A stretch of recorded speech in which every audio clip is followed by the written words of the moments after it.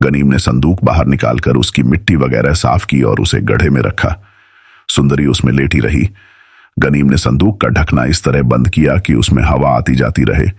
सुबह होने पर गनीम शहर गया और एक खच्चर वाले से उसका खच्चर किराए पर मांगा।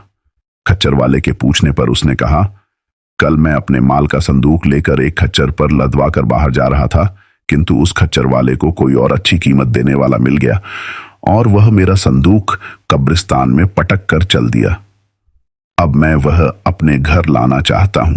खच्चर वाला उसके साथ कब्रिस्तान आया और संदूक खच्चर पर रखकर गनीम के घर पहुंचा दिया। घर आकर गनीम ने अपने एक गुलाम से दरवाजा बंद करने को कहा।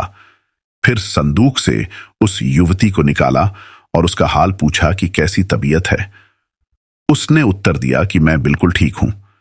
फिर गनीम एक गुलाम को लेकर घर से निकला और बाजार में जाकर अपने हाथ से उत्तमोत्तम खाद्य पदार्थ तथा बादशाहों के पीने योग्य मदिरा खरीदी। इसके अलावा अच्छे फल, मिठाइयां आदि भी खरीदी। घर आकर सारी खाद्य सामग्री थालियों में सजाकर उस सुंदरी के पास ले गया, किंतु उसने कहा कि मैं अकेले नहीं खाऊंगी, तुम भी साथ में बैठकर खाओ। गनीम विवश होकर उसके पास बैठ गया। खाने के पहले उस सुंदरी ने अपने चेहरे से नकाब उतारा और एक तरफ रख दिया। गनीम की नजर उस पर पड़ी तो वह चौंक उठा। उसमें अंदर की तरफ रेशमी धागे से खड़ा हुआ था। मैं खलीफा हारून रशीद की प्रेयसी हूं और वह मेरा है। गनीम यह देखकर बहुत घबराया कि यह किस मुसीबत को मैं अपने घर ले आया। उसने नम्रतापूर्वक पूछा, सुंदरी, अब तुम मुझे अपने बारे में बताओ कि कौन हो और कैसे कब्रिस्तान में पहुंची। उसने कहा, मेरा नाम फितना है। मैं खलीफा हारून रशीद की प्रेयसी हूं। मैं अपने बचपन ही से दासी के रूप में खलीफा के महल में आ गई थी। मुझे वहां अच्छी शिक्षा मिली और कुछ दिनों ही में मैं सारी कलाओं और विद्याओं में निपुण हो गई। खलीफा ने मेरे उभरते रूप और गुणों को देखा तो मुझसे प्यार करने लगा। उसने एक बड़ा मकान मेरे लिए बनवा दिया और 20 दास दासियां मेरी सेवा के लिए नियुक्त किए। उसने मुझे इतना धन दिया कि मैं शहजादियों जैसी शान शौकत से रहने लगी।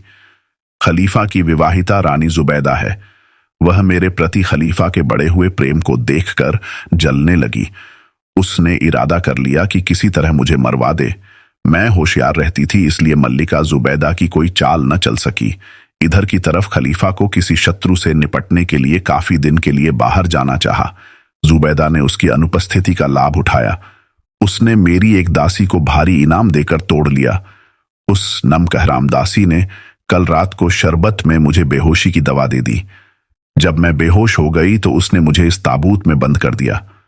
रानी के सेवक आकर मुझे ले गए और जीते जी ही कब्र गाड़ आए, किंतु भगवान को मंजूर था कि मुझे अभी जीवित रखे, इसलिए उसने तुम्हें उस कब्रिस्तान में पहले ही से पहुंचा दिया।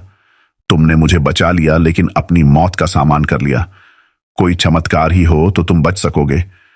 गनीम यह सुनकर और घबराया और पूछने लगा कि मुझे किस अपराध पर मारा जाएगा।